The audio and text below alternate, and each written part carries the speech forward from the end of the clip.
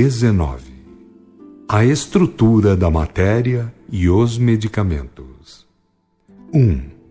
Não existe matéria sólida que por si mesma, ou seja, ela deriva, como bastante já dissemos sobre o assunto, das gamas energéticas, etéricas e substanciais ou astrais, e tudo isso nela continua a existir para que possa ser. 2. Os elementos que servem de origem e sustentação da matéria sólida, se viessem a sair dela, fariam com que ela deixasse de ser, não apenas perder a condição de solidez. 3. Em uma laranja, por exemplo, tereis a mesma laranja em estado substancial ou astral, em estado etérico, em energias, em luz divina e, acima de tudo, como convém jamais esquecer, com a essência divina ou Deus servindo de motivo fundamental. Porém, depois da luz divina, vindo para os sólidos, é obrigado a respeitar a lei das gamas, pois nada mais é totalmente simples. 4. Com o corpo humano passa-se o mesmo, isto é, ele contém elementos substanciais ou astrais, éteres e energias, a luz divina como base das gamas e Deus, a essência divina, em função de criadora absoluta, onipresente, onisciente e onipotente. Tudo, portanto, se dividindo intrinsecamente, quase que infinitamente, até chegar na divindade, ou essência divina. 5. Em todos os corpos, mesmo nos elementos substanciais ou astrais, e até mesmo nos éteres e nas energias, prevalece a lei das diversidades ou das complexidades. Há, pois, mistura de valores físico-químico-energéticos. 6. Ao comer, beber ou tomar um medicamento, a pessoa oferece os sólidos para os sólidos do organismo, os elementos substanciais ou astrais para os equivalentes do seu corpo, e assim por diante, para os éteres energéticos, etc. Vede bem como o mecanismo funciona para os efeitos serem normais e eficientes. Quem come, bebe ou toma medicamentos não o faz no que sabe, mas também no que não sabe, não vê e não sente. 7. Não existem medicamentos absolutamente alopatas ou absolutamente homeopatas. Existem, sim, diferenças em termos de porcentagens. Uns podem até ser muito mais alopatas, outros muito mais homeopatas, mas o absoluto, num ou noutro sentido, jamais poderá existir, desde que comportem líquidos e sólidos do plano terrestre. 8. Os planos espirituais apresentam como matéria aquilo que para vós são os elementos substanciais ou astrais. É preciso dizer que variam imensamente nos graus de densidade e, portanto, nos teores vibratórios. É preciso dizer, conseguintemente, que variam imensamente em seus teores químicos. É preciso dizer, em consequência, que nos planos divinizados tudo se elevou à sublimação pela própria capacidade intrínseca de transformação ou mutação. 9. A água é, no conjunto, matéria em certo estado de fluidez, porque, analisando a sua constituição, viremos a encontrar sólidos e muito sólidos. Entretanto, em virtude de sua fluidez, a água circula nos minérios, nos vegetais e nos corpos animais em variações imensas.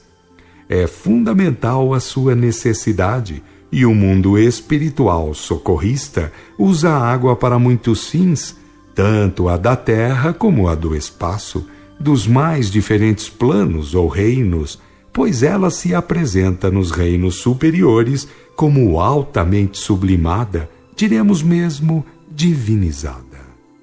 10. Pensam os encarnados muitas vezes que as legiões de socorristas se servem de elementos do plano espiritual para medicá-los. Isso acontece, é claro, mas a realidade é que, para os corpos humanos, importam os elementos do seu próprio plano.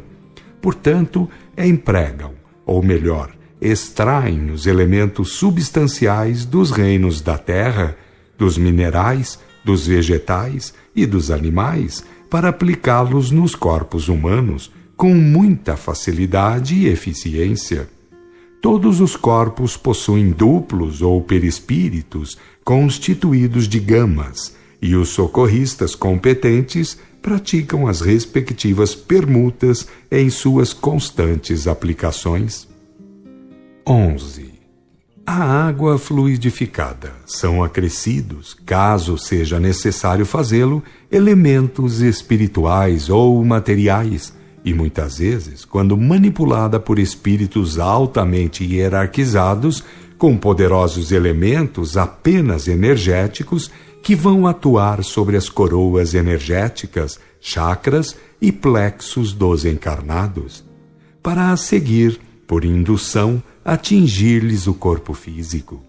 O importante aqui é o comportamento do paciente, porque o seu modo de pensar e de sentir pode neutralizar tudo, por todo o esforço a perder. 12. O encarnado vive atuando pelo pensamento no corpo físico, mas terá que fazê-lo em cadeia, utilizando as coroas energéticas, os chakras e plexos, etc. E se pensar de modo negativo, bruto, maldoso ou criminoso, ou ingerir elementos materiais venenosos ou contrários, tudo será em vão. Quanto mais dinamizados os medicamentos ou aplicações feitas pelo mundo espiritual, tanto mais necessidade de melhores auxílios da parte do encarnado. Também para os reinos espirituais inferiores, tudo segue a mesma linha, pois os perispíritos continuam densos, provocando reações altamente contrárias, segundo como pense o seu dono. 13. Respirar, todos respiram, mas o exercício respiratório feito com método e elevação mental pode produzir maravilhas. Por ele a pessoa vai suprir-se de elementos substanciais altamente carregados de energias na fonte. Todavia, é fácil compreender a diferença que há entre o deserto, a campina, o mar, a mata, etc. Orar é sintonizar com o princípio sagrado para colher divinos recursos. Orar é sintonizar com a mensageria divina para prodigalizar o bem aos semelhantes. Orar é irradiar força mental, eletromagnetismo e ectoplasma para curar e estimular, pacientar e elevar o ânimo. Orar é produzir maravilhas. 14. Mas aquele que compreende a importância do amor, vivendo para as boas obras, tem tudo isso ao seu dispor, e mais os grandiosos hospitais e laboratórios do mundo espiritual, para onde serão conduzidos, em duplo ou duplos, para tratamentos. Para onde vão os espíritos? 1. O espaço infinito está cheio de mundos. Na época presente e imediata, estão computados 1 quintilhão de mundos. Assim afirma o telescópio eletrônico, e isso representa tudo, o fim das contas? 2. Há espíritos encarnados e desencarnados pelo infinito afora. Se não fossem habitações de humanidades encarnadas, entre outras coisas, para que serviriam os mundos? 3. Como as centelhas espirituais emanadas de Deus ou sagrado princípio devem retornar, noutros tempos, em estado de total equidade vibracional ou em condições de espírito e verdade, como o é o divino princípio, fácil é entender a evolução através dos reinos, espécies e famílias, pois é enfrentando condições e situações as mais diversas que a consciência total desabrocha. Não importa o que pensam os homens, importa o plano divino. Os homens que já conseguiram ser inteligentes e honestos reconhecem a importância de se harmonizarem com Deus, com as leis regentes. 4. Ninguém nasce nem morre. Encarnar e desencarnar são fenômenos da vida normal, nada mais. Como conseguem pensar os encarnados? Como conseguem pensar os desencarnados? 5. Os encarnados pensam como podem, no plano da evolução feita e dos estudos que possam fazer, pois ninguém pensa como quer, mas sim como pode. O mesmo se pode dizer dos desencarnados, pois o plano espiritual dos desencarnados varia mais do que o dos encarnados, pela imensidão dos graus hierárquicos, quer dos mundos, quer dos espíritos, quer das faixas vibracionais ou céus concernentes a cada planeta ou mundo. 6. Tudo tem duplo astral ou perispírito. O duplo astral da Terra, ou seu plano espiritual, ou perispírito, divide-se em 7 principais. Depois da subdivisão de 7 em 7, numa maravilhosa distribuição de moradas vibracionais, vai para cima de 30.000. E há mundos muito mais, e há mundos muito menos, em todos os sentidos, de tamanho, de hierarquia, etc. Muitíssimos são os livros que tratam disso, e são mais verdadeiros do que alguns livros clássicos doutrinários, cheios de erros e ridículos. 7. Qualquer pessoa sensata pode descobrir que há um relacionamento entre o grau vibracional dos espíritos e dos céus, ou das zonas de habitação astral ou espiritual. Para merecer os céus mais sublimados ou divinizados, importa sublimar ou divinizar o perispírito, e para ingressar totalmente na unidade divina, onipresente, onisciente e onipotente, importa cristificar-se, ou o que pensem disso, porque ainda é cedo para terem noção certa de tamanha realidade, embora seja esse o destino de todos os espíritos. 8. Entendam bem, porque esta realidade é fundamental. Terão de transformar o seu carro da alma, ou perispírito, em uma só coroa de luz divina. Esse é o perispírito dos Cristos, elos divinos, verbos divinos, etc. Como ninguém será eternamente filho de Deus, porque toda centelha terá de vir a ser reintegrada totalmente no princípio, ou Deus, convidamos a que pensem no assunto e conduzam-se em termos de verdade, amor e virtude, para realizar isso o mais breve possível. Assim avisamos, na hora certa, por determinação divina.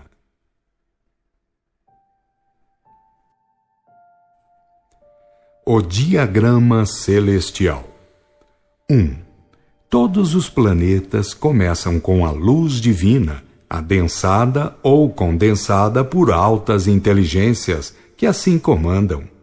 Depois, energias, éteres, substâncias, gases, vapores, líquidos e sólidos formam o mapa de tudo quanto comportam.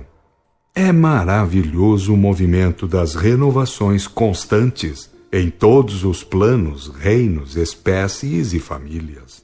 2. Jamais poderia haver os graus mais sólidos sem que as energias e as substâncias fornecessem as determinações sustentadoras. E estas determinações, ou causas, jamais existiriam sem a luz divina, que, por sua vez, depende absolutamente de Deus, a essência divina onipresente, onisciente e onipotente. 3. Portanto, muitíssimo antes dos sólidos estão as energias e as substâncias, obedecendo aos comandos da essência divina através da luz divina. Há uma cadeia perfeita, normal e vigente, no seio da qual tudo movimenta e atinge a finalidade. 4. Os agentes espirituais comandam de cima para baixo, isto é, centelhas de Deus ou espíritos que atingiram o grau crístico ou diuno, como verbos divinos, agem ou comandam nos devidos rumos. Nada há sem altos comandos providenciais ou sem os altos escalões diretivos. O que há foi e é por eles agenciado. E sem eles nada foi nem é, porque eles são os elos divinos que ligam entre o princípio e a criação ainda embrionária, seja espiritual ou material. 5. Falar no planeta sólido sem considerar a parte substancial, astral ou fluídica é prova de muita inferioridade evolutiva, porque a parte dita invisível é que comanda o visível, visto que esta é sua consequência. A parte substancial é maior, isto é, partindo do centro do planeta, dele muito se afasta ou prolonga, sob a forma de coroas superpostas, os chamados céus ou faixas celestiais. 6. As coroas, faixas ou céus, de dentro para fora, se revelam em crescimento hierárquico, isto é, quanto mais para fora do planeta sólido, tanto mais luz e glória. A Terra, entretanto, é muito inferior espiritualmente, tendo uma larga faixa exterior de trevas e dores. São os umbrais. Quem marca os mundos inferiores ou expiatórios são as faixas trevosas exteriores, e a Terra tem-na ainda bem larga, apesar do quanto já diminuiu desde a sua origem. 7. As trevas mais densas ou mais horrorosas são as interiores, a subcrosta terrestre, astralmente falando, é residência expiatória dos piores espíritos, dos mais criminosos elementos. 8. 7 são as faixas ou céus, em síntese, mas as subdivisões para servirem de morada às diferentes hierarquias multiplicam-se por muitos milhares, e ainda assim, em todos os planos, faixas ou céus, residem criaturas que variam nos matizes hierárquicos nas condições íntimas. 9. Chamamos condições íntimas aquilo que já tem a centelha espiritual desabrochado em si de amor e sabedoria. Também o pranto e o ranger dos dentes aqui estão inclusos, pois uma é a escala, e pelas obras a centelha arrumará para o grau que fizer por merecer. 10.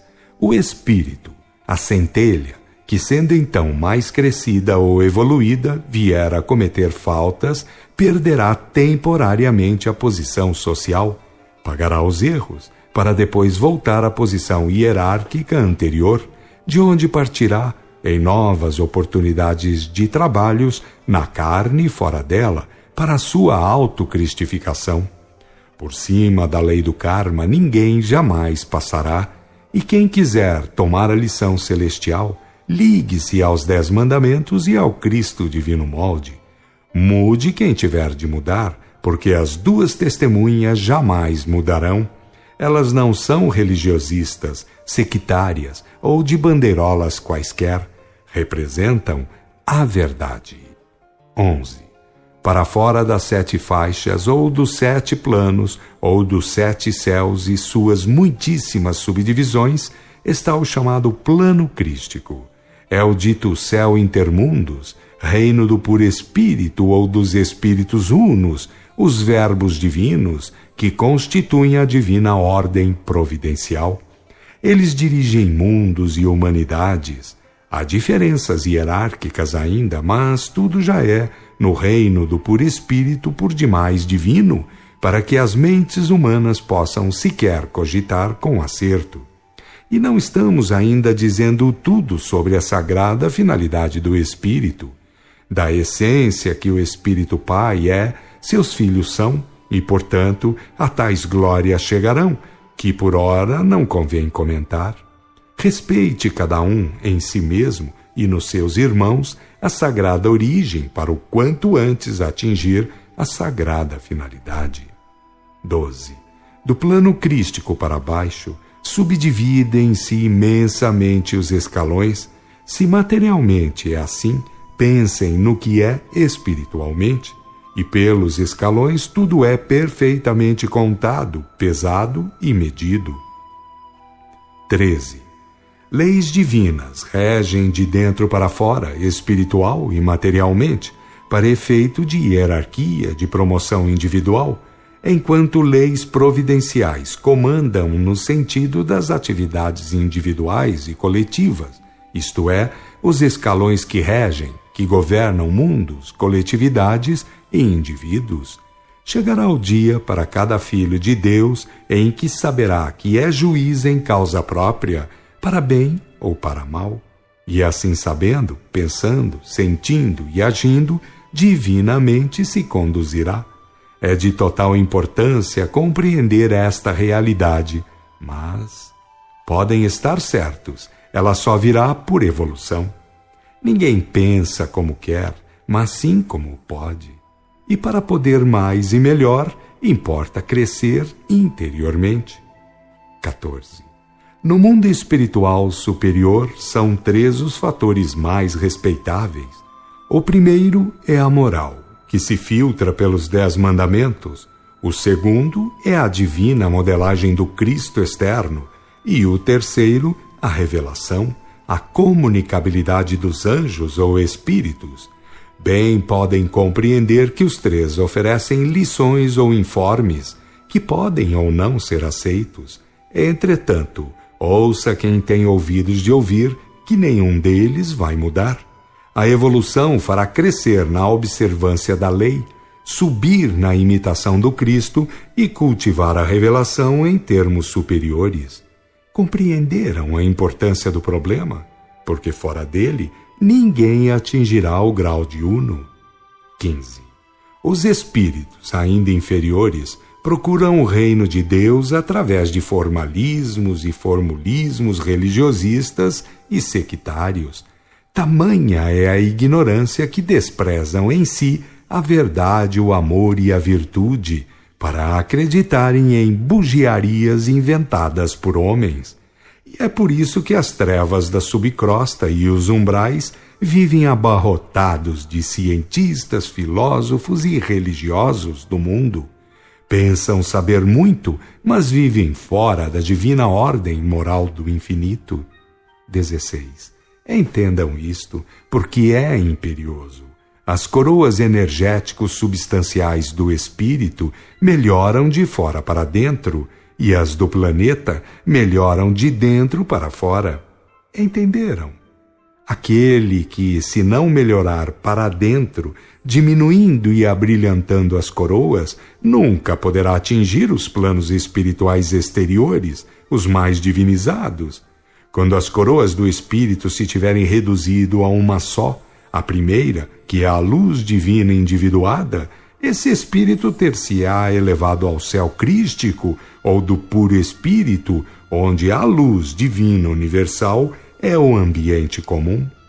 Ninguém, na crosta, poderá imaginar o que isto representa como participação dos poderes divinos em virtude de gozar das glórias da divina ubiquidade. 17.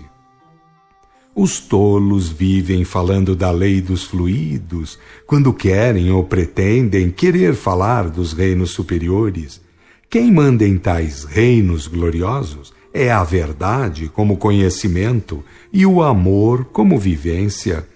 A matéria, por assim dizer, é luz divina condensada naquele grau e toma a forma que o espírito pensa e sente. Como o espírito está divinizado, tudo para ele toma aspecto divinizado. Que o Filho de Deus realize em si a verdade, o amor e a virtude, e tudo terá de Deus, que em poderes e glórias paira acima de cogitações humanas. 18. Deus, a essência divina, é onipresente, onisciente e onipotente, mas se manifesta segundo a lei das hierarquias ambientes. Entendam, nos abismos trevosos, está como que infinitamente invisível, enquanto nos reinos de luz e glória se mostra cada vez mais patente. É a união pela sabedoria e pelo amor que faz o Filho de Deus viver as glórias divinas, pela sintonização. Reinos totalmente divinizados existem, mas é para quem no íntimo se divinizou. Ninguém jamais atingirá o reino do puro espírito sem se afastar do reino do mundo. Quem tiver inteligência de entender, que entenda, para assim se comportar e subir na escala das hierarquias, até chegar à sintonização total. 19. Não existe sacrifício ou renúncia do reino do mundo, que o reino do puro espírito não recompense. Entretanto, avisamos, pieguismos ou religiosismos jamais a tais gloriosos reinos conduzirão. Vem o tempo, e já é, em que os rótulos religiosos cairão de podres. Mas pensem bem cada consciência, pois é dever de cada um crescer em si mesmo até a libertação autocristificadora. Os planos ou céus representam graus de sabedoria e pureza, e para subir cada vez mais fora, importa subir cada vez mais dentro. 20. A humanidade entrará para a segunda meia-idade, ou fase de maturidade, e aquelas verdades que estão profetizadas nos capítulos 14 e 19 do Apocalipse terão cumprimento. Tudo virá a ser muito melhor para aqueles que vierem a merecer a terra dos futuros ciclos, e tudo piorará, e muito, para aqueles que quiserem permanecer cegos e surdos aos clamores do céu. Entretanto, repetimos o seguinte: o reino do céu é questão de verdade, amor e virtude, e não questão de religiões, seitas e outros manobrismos de grupos. 21. Quanto são ridículas as agremiações humanas, religiosas ou sectárias, e outras que se acreditam iniciáticas, ao forjarem títulos nobiliárquicos para distribuírem aos seus crédulos prosélitos. Nenhum rótulo, nenhum título, coisa alguma de fabricação humana, com esses propósitos, terão jamais valia perante a justiça divina. Cerimônias, vestes, títulos, posturas físicas, ornamentos materiais, tudo, enfim, que seja de convenção humana, jamais poderão representar sabedoria e pureza. Os lugares de pranto e ranger dos dentes estão cheios de tais bugiarias, juntamente com seus donos e usuários. 22. A doutrina da verdade que livra tem como instrumento vivo, ou para tirar a orfandade do mundo, o derrame do Espírito, ou generalização da revelação. É bom entender a justa sentença do Cristo modelo quando falou aos discípulos, aspas, bem-aventurado és, Simão Barjonas, porque não foi a carne nem o sangue quem te revelou isso, mas sim o Espírito. Em verdade vos digo que sobre esta rocha edificarei a minha doutrina, e a inferioridade não poderá contra ela. Fecha aspas.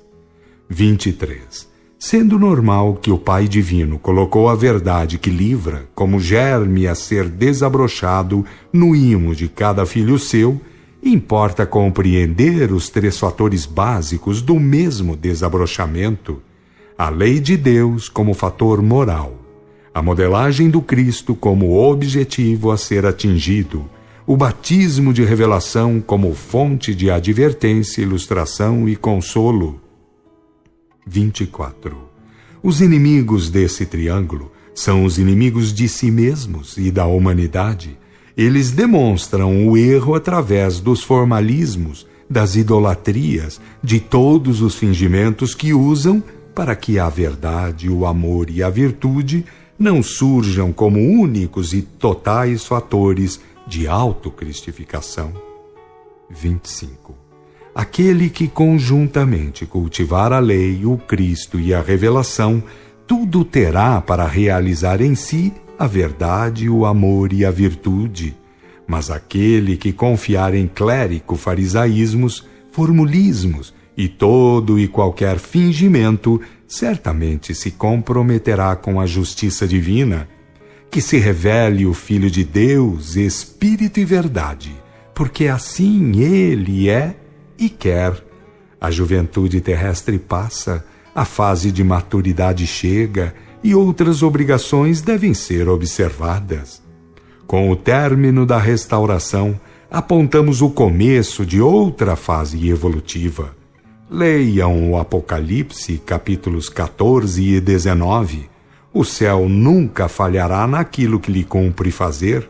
Tratem os homens de mudar, se quiserem acompanhar a terra na sua jornada rumo à perfeição. 26. Que ninguém tome para termo de conduta o mau exemplo de quem quer que seja, sob pretextos quaisquer. Lembre aquele que se queira tornar discípulo da verdade que livra, que todas as Bíblias e codificações são obras incompletas, falhas e omissas. 27. Quem mais puder conhecer sobre a verdade, que o faça. Quem puder crescer em amor, que o faça. Quem mais puder desabrochar suas virtudes ou qualidades, que o faça. Leiam bem o capítulo final do Apocalipse, lembrando que aqui estamos falando para efeito de continuação das mesmas verdades.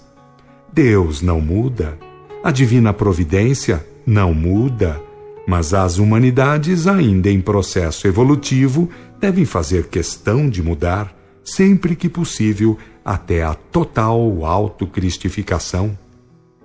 28. Porque o Espírito Filho é oriundo do Espírito Pai, contém em si a fonte divina. Se a infância e a juventude fizeram procurar Deus fora, é chegada a hora, por haver chegado à maturidade, de procurá-lo no templo interior e ali realizar a suprema união. 29. Todos os exteriorismos cairão de podres, mas na pessoa daqueles que se forem tornando espírito e verdade. Ponha cada um a funcionar direito o seu livre-arbítrio. 30. Como Deus, a essência divina, está acima de locais e tempos, faça-se assim cada filho seu. Novo céu e nova terra. Do sagrado princípio tudo parte, céus e terra surgem e vivem destarte, e no seio do princípio movimentando, fermentam belezas que se vão revelando.